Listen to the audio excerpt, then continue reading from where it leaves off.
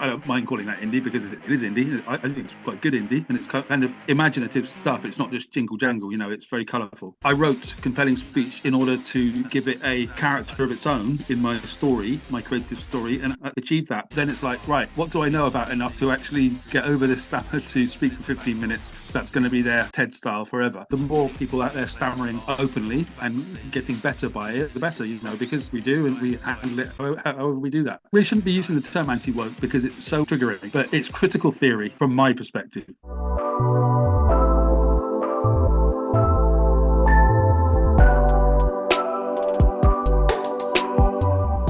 Are you a music artist trying to find a way to get your music on as many streaming platforms as possible? Then check out DistroKid. DistroKid is a super user-friendly and super easy-to-use service that will make your music available in stores like Spotify, Apple Music, iTunes, Amazon Music, YouTube, Snapchat, everything. Everything you could imagine, it's available. People will even be able to add your songs into their Instagram stories. DistroKid helps you with the distribution, monetization, and promotion of all of your music. Use the link in the description of this video for 7% off any DistroKid package you want. Pick from musician packages designed to help artists get their own music out there, or even get a label package where you can manage up to 100 artists from one profile. So that's more for like managers, labels, and you can also get the musician package that I mentioned earlier, which is more for artists, producers, things like that. And super easy, and you can get 7% off any package right now with the link in the description of this video. So once again, if you're looking for a way to get your music on as many streaming platforms as possible, I'm talking any platform you can think of, get DistroKid and get 7% off right now with the link in the description. Back to the program. My guest today has written more than 8 books, released more than 6 albums, won 2 Platinum Kostler Arts Awards, and has given a TEDx talk. Please welcome Sean B.W. Parker to the podcast. How are you doing today? Oh, thanks very much. I'm delighted to be here. Cheers. Yeah, I'm so happy to have you on. Like, I love learning about you, your story, things like that. And I mean, I was reading about you, writer, musician, thinker, speaker, just all these titles. Like, what do you see as your priority, or what would you classify yourself as first? Are you writer first, musician first? What's sort of the first thing you would want people to think of when they think of Sean B.W. Parker? That's a tempting question, isn't it? The reality is that all the different things I do, the writing, the painting, and the music, they do come from the same expressive source. So I genuinely don't sort of prioritize kind of the one over the other. It depends what the person's into and how they interpret that part. But they come. The thing that I try to ensure is that each one of them is done with the same intensity. So if I do a painting or an exhibition, it's done with the same oomph as I would do an album or a book. That's my intention. Right now, I'm really into the making of paintings and the promotion of my album, Caucasian Nights. But that's right now, and in about 6 months, that could change right around into something else. So yeah, I'm sure you always have like something new going on, something new to talk about. And so for the music, like you just mentioned, what was your first experience with music like, or what made you want to try making music and releasing albums? It's a long process. Started at school at probably 14. The discovery of certain artists in art rock and hip hop and things, which I really loved at the time, and a growing confidence in the fact that I can play guitar and drums, and this is interesting. And I've got a feel for it. This is interesting.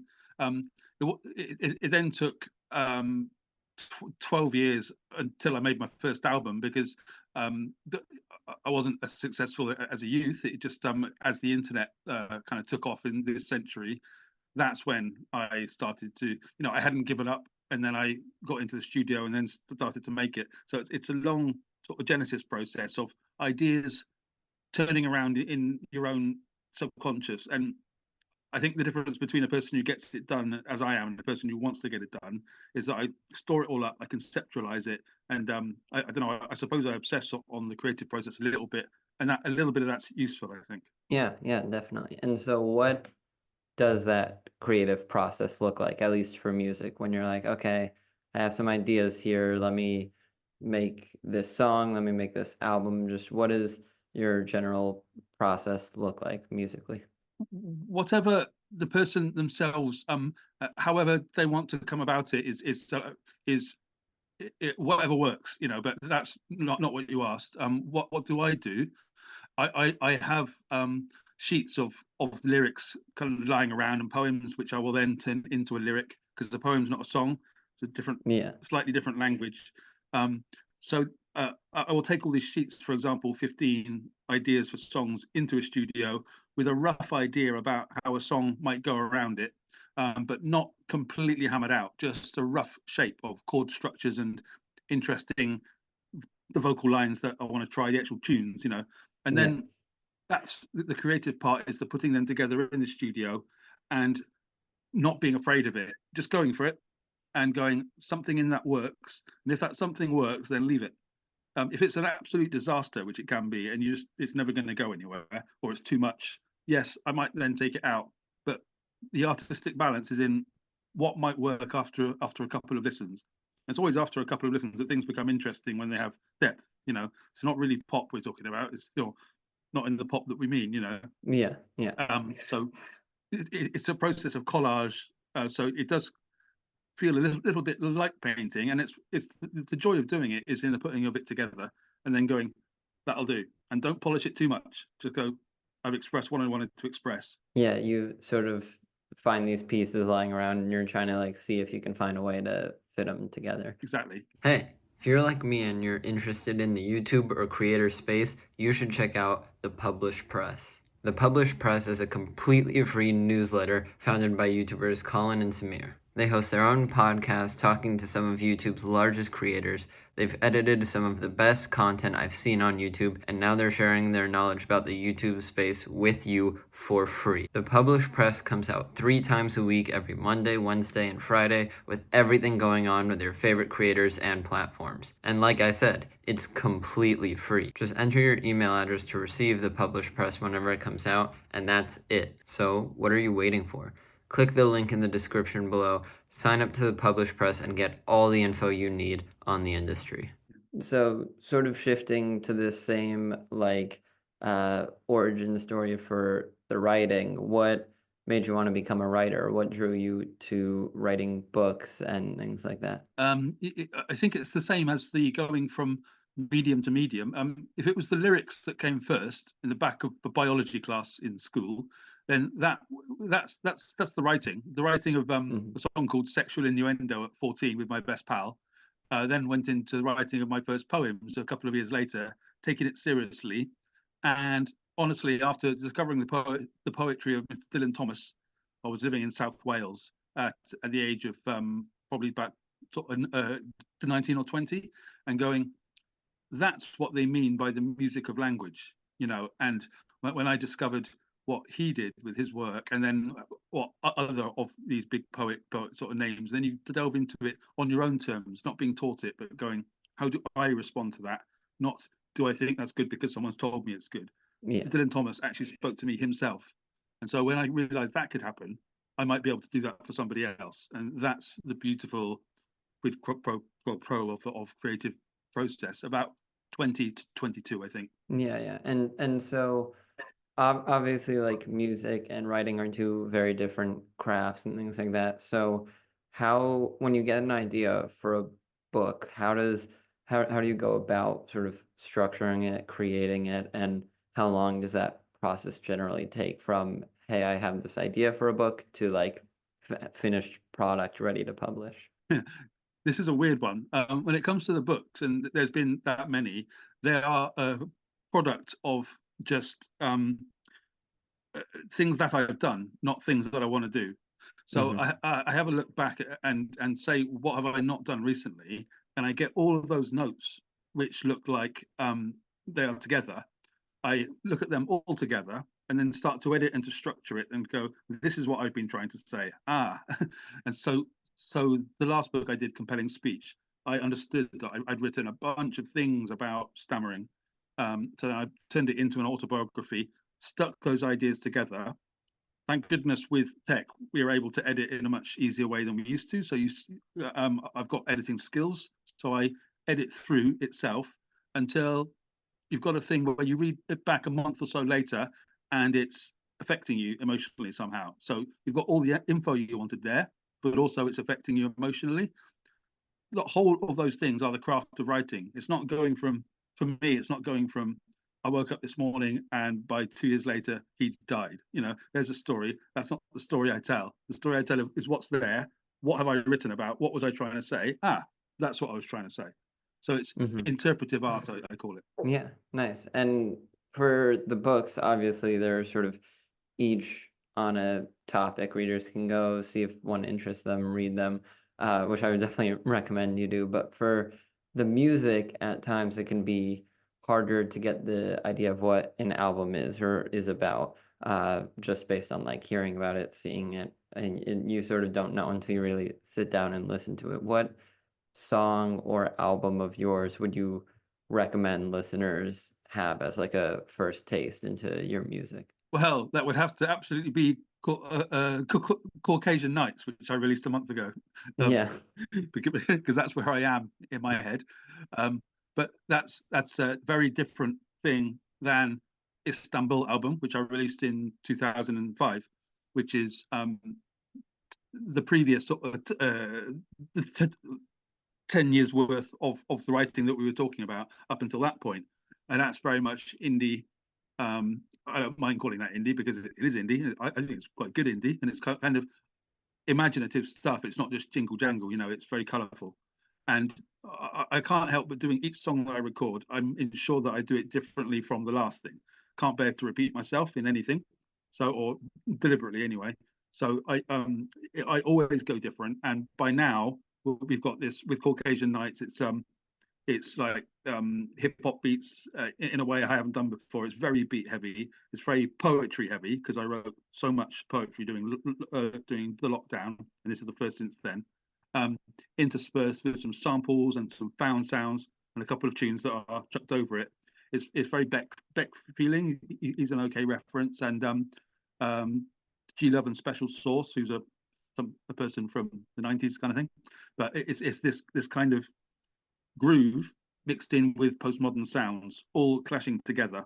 But I'm enjoying that at the moment, and other people are enjoying it too and giving me good feedback. So smiles. Yeah, great. And with all that you do, like music, albums, a TEDx talk, writing books, it's all like so impressive on its own for anyone to do. But I mean, you mentioned it earlier, like also having a stammer or a stutter. How have you sort of overcome that or like worked around that to continue all these great works?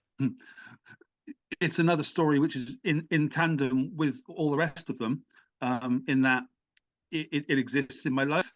I wrote Compelling Speech in order to give it a character of its own in my story, my creative story, and I think I achieved that because, as I say in there, I've had many treatments, many different kinds of treatments for speaking and different styles of tools to get over it, which I'm using now. And the fact is that the more you speak in doing podcasts and promotions and things like that, the better it gets, as in the less stress it gives you. I still stammer now and again, but I don't let it stress me anymore. And that's a glorious thing for any stammerer. So it has its own existence, and people will usually imagine them to be negative. And a lot of the effects of stammering, of course, are negative because it holds you back. But there are positives in there, and the amount that I produce and the amount that I make, I believe, are quite connected to the fact of being a stammerer, and I'm perfectly happy about that kind of correlation. And if I inspire other people with stammers, then great. But I don't know. And so, if there is someone else listening to this who has a stammer, is that sort of the what you would recommend for them to do? Like get that practice, just keep speaking, and like find ways to sort of get more comfortable with it, or what would you recommend for them? That sounds about right. To speak in whatever way they're comfortable, and for it's speaking on Zoom is a very, very interesting and positive new thing. The process of watching your own mouth talking and to the other person's response, and it helps as you get older, because you get sort of less self-conscious and you have different tricks to help you through. But no stammerer should ever despair, because we all handle it, and loads of us are really cheerful on the inside, because some people are just cheerful on the inside, and that's a very delightful thing to realize. It doesn't actually define your mood all the time. It can for some, and it can be really, really difficult for some, but for others, it's just a part of your life. It doesn't define who you are. It just defines sometimes how you communicate, and then that, as you get older, it starts to modify itself. We all develop with our muscularities, and they will probably find the more they speak in whatever way they can, however fluent or non-fluent, the easier life gets. That's yeah. Yeah, and I think that is a good way to approach it, sort of like as something you need to practice, or like a muscle you need to, like, train and flex and things like that. And you eventually gave a TEDx talk on sort of this topic, like stammering, you as like being an artist, a creative person. What was that experience like for you, whether it's the preparation, getting on a TEDx stage, just what was that whole experience like? Yeah, it was very intimidating and exciting and unnerving. The first response was, "Wow, you asked me? How flattering!" So that, and then it's like, right, what do I know about enough to actually get over this stammer to speak for 15 minutes? That's going to be their TED style forever, right? So I thought it was stammering and creativity, which are two things I know about, like we're talking about a little bit now. Yeah. But because it's just you delivering, I just put in all these ideas I have about the left and the right thinking, right for brain thinking, and how the creative right will interfere with the organized left, to create its own blocks, because it doesn't care about how you feel, it just cares about the muscle. And it's like saying the brain shouldn't be doing that, the speech shouldn't be doing that. And there's an instantaneous internal argument happening which affects tongue. I brought all those ideas out, which I have no idea whether the speech therapists agree with me or not. It's just being one is what happens in one's own mouth. I wrote out the essay as I would write any other article. I timed it. That's about 15-20 minutes. Trimmed it down, and went to Kadir Has University in Istanbul, where I was living that morning. The night before, I'd been attacked by a pal of mine, who was drunk, and he took offence to something I said and took me down in a pub and gave me a kicking. So I had a bad leg, so I kind of hobbled onto stage there, and thanks, said cheers, mate, and then I proceeded to give the thing as best I could. There's a lot of stammering in there, but obviously because of the title of the thing, it's almost expected, and it doesn't seem to interrupt with it too much. I'm a lot more dark in that speech than I am now, and I think that's because of, dark in mood, stress. Now I've been through a lot since then, and it's just more like, well, out it comes, who cares anymore? And that's post TED and pre TED, I guess. Yeah, and I think it's not necessarily better, but I think it's like almost important that you had that stammer in that talk, because it sort of proves that, like, this is someone who is maybe not an expert on the topic by whatever the technical definition is, but this is someone who has lived with the stammer, dealt with it, and is still doing public facing things, creative things, and getting up on stage with TED, which is probably one of the biggest like speaking platforms you could do. And so I think it is like definitely important for people to see that, and especially if you're someone with a stammer watching that, like, I think that would probably help them more, or help them relate more than like if someone who could speak fluidly without a stammer went up there and did it. And in the past, you've said that you're a critic of woke culture. Could you just explain your take on that a bit more and like why you feel that way? Yeah, there's often there's often some pressure for people who are into things like justice reform and into stammering therapy and things like this to be considered on the progressive left of things. And I have spent years on the progressive left of things and trying to push for better. I want a better world like anybody else. Um, Over the last 10 years, things have taken an odd turn, which maybe it's because I'm 48 now, maybe it's because I'm getting on a bit, well, relatively. But since 2014, things have gone to the extent that the liberal sort of side are doing harmful things to culture. I think actually needs to be called out a bit more. That goes beyond my own stammer and it goes beyond my own interest in justice reform, though those things are very intertwined. So I'm very concerned about how the US uses the Title IX policy to kind of prosecute sex allegations on campus and things like this, and then for self ID to be able to trans kids who are 15 and 16. People didn't realize this, and these things are being slipped out quietly. In Britain, we've started to overturn all this to say, no, hang on, you don't just get to trans kids without asking, without any debate, because there's an industry about it. So if we can consider these cultural parts of the woke, they are way beyond anything personal I've gone through, and I have an opinion like any other writer about them. And I just encourage patience and objectivity about what's going on, because people get into their camps so easily. We've seen over the Hamas, the Israel and Jewish Gaza thing, how divided, binary, and camped people are. And I'm all about getting past that and onto a sensible future. So I don't consider this a right-wing position. It's a centre position, but that's what I've been feeling over the last few years.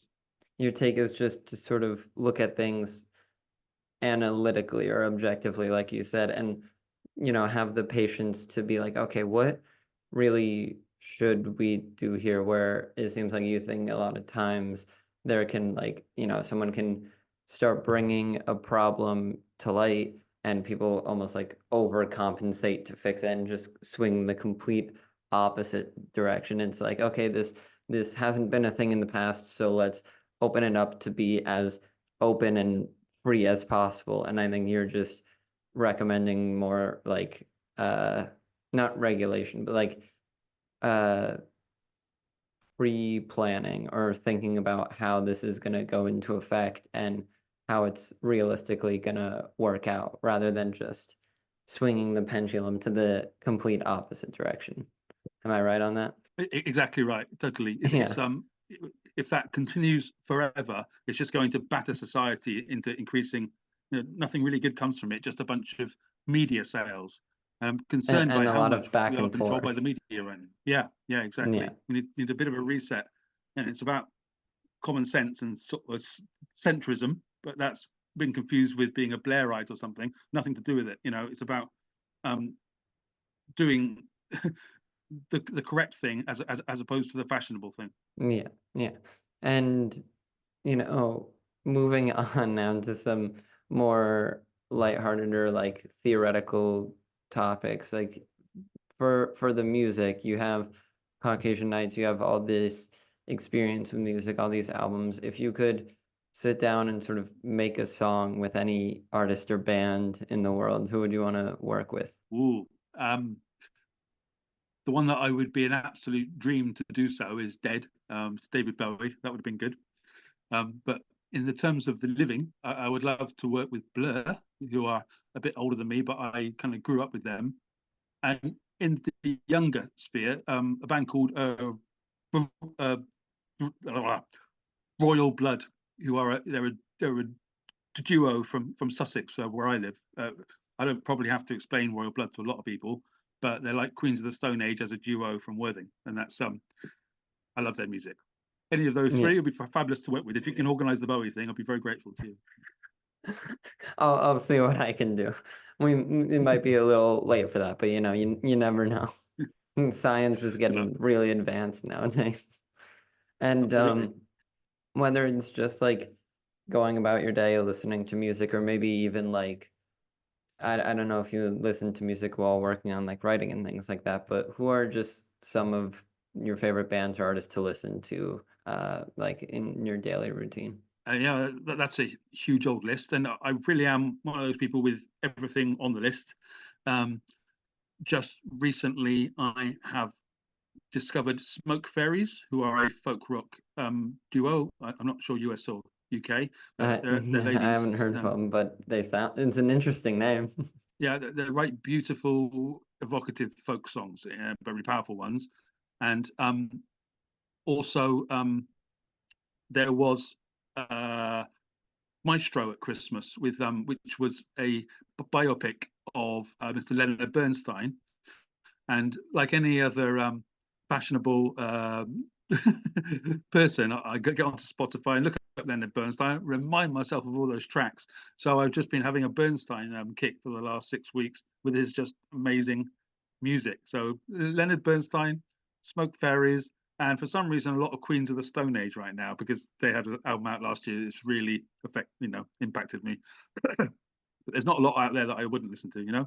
It's all Yeah. there on my Yeah, Spotify list. you have a bit of everything, which I feel like I'm sort of that way too. Like there are definitely genres I like a lot more and have more songs of, but I think probably most popular genres, like you could find a song or two at least in my Spotify library or wherever. Mm. And so it, your latest album, Caucasian Nights, like what is sort of the story behind that, or just tell us anything more you want to like get into with that project? Yeah, like I said, these are it comes from a bunch of poems that I wrote over lockdown period, um, attached to the just form world, where things, as I'd noted, like our discussion about the woke things earlier on, things that I'd analysed going on in culture and been slightly worried about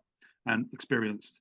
And I took some of these poems and started to imagine how they might sound as a collected album.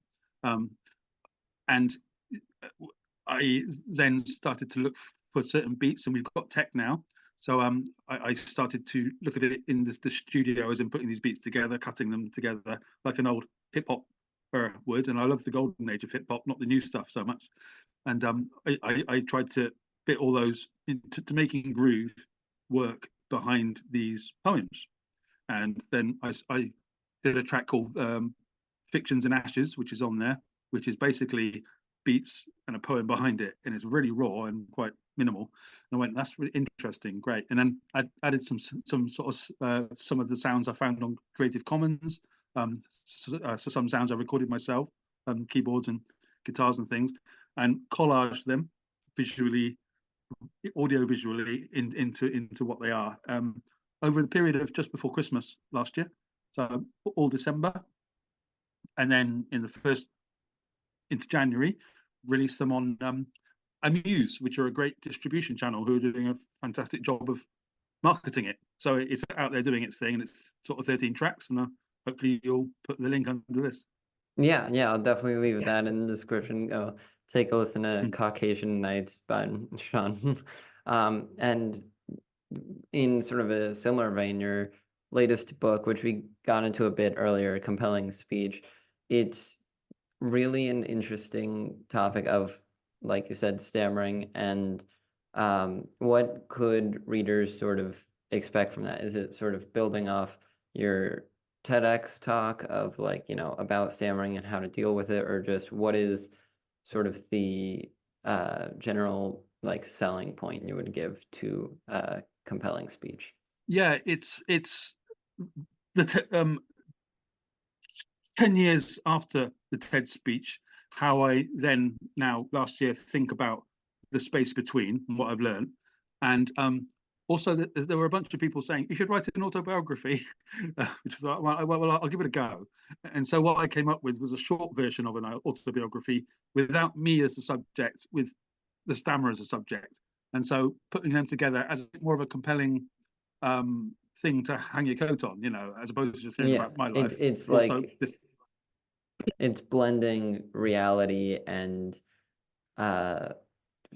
fiction or just creativity in general. It's making it closer to like based off of true events rather than just retelling what has happened to you. Yeah, exactly that.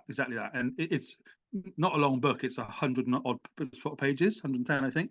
And it's talking about everything we're talking about with stammering and the help. And but I'm trying to keep away from the dry facts and stats, which people might find a bit tedious, into how it's seen in culture, the humor that can be got out of it, which causes some controversy within the stammering movement, and how I interpret it in terms of these artistic things I do, how I bring those things together, which can give encouragement, and the more people out there stammering openly and getting better by it, or just doing however they do, the better, because we do, and we handle it however we do that. And I think it's probably the last thing I've got to say on it for a while, that book, because I've done loads of work in stammering. I did the TED Talk, and I did a single called Spit It Out, back in 2007, which, and I've done lots of writing on it. I did a piece for Stammer, the ex-British Stammering Association here. So I'm always very, very keen on all that. It's just because of this critical anti-woke bit, they're a bit skeptical of me. So I'm not trying to pick arguments with people. I'm just trying to have an individual voice in culture. And a stammerer can do that too, right? Yeah, definitely. And I mean, it does seem like you're always working on something, or there's always something coming up, whether it's stammering related or not. So what is sort of on the horizon for you, or what is coming up? Yeah, well, I've got a bunch of things kind of planned for the next couple of years, on in the pipeline on the way. Not another album for now. I'm going to think about. I'm probably going to spend more time between them. I don't know, but I've got a couple of books coming. This Panopticon, which is poetry from the justice system, is going to be coming out on L.R. Price Publications. So at some point this year, that's going to arrive, and that'll be quite a big deal because they're a respected publisher, and it's kind of, I'm looking forward to it, because these things were written years ago at the same time as Caucasian Nights stuff.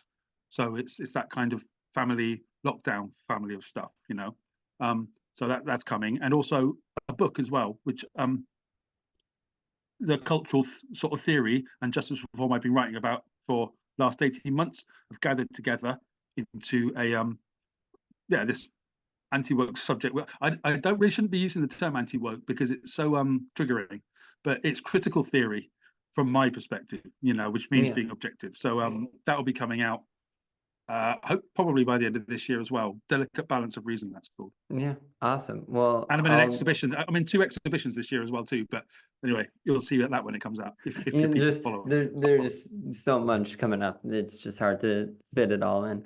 But I mean, thank you so much for coming on, telling us all about these books, these exhibitions. I'll definitely keep an eye out. I think everyone listening should too. Thank you again for coming on, telling us about stammering, your take on woke culture, your books and music. Where can people find you or your work online, or just anything else you want to shout out? Feel free to do it now. Oh, thanks so much. No, if they go to old Google and do the Sean B.W. Parker, I include the BW as my given names, and to separate myself from the Facebook guy, they can find my Amazon page. There were books and the art there on Saatchi Art, and the music on Spotify. So just go there, and if they want my news, come to Twitter, Sean B.W. Parker, and I'm very busy on there with all my doings and the doings of other people, because I'm a journalist too. So that's all on X. Yeah, great. Well, thank you again for coming on. I'll leave a link to some of that down below, and I can't wait to see what's next for you. Thank you, sir.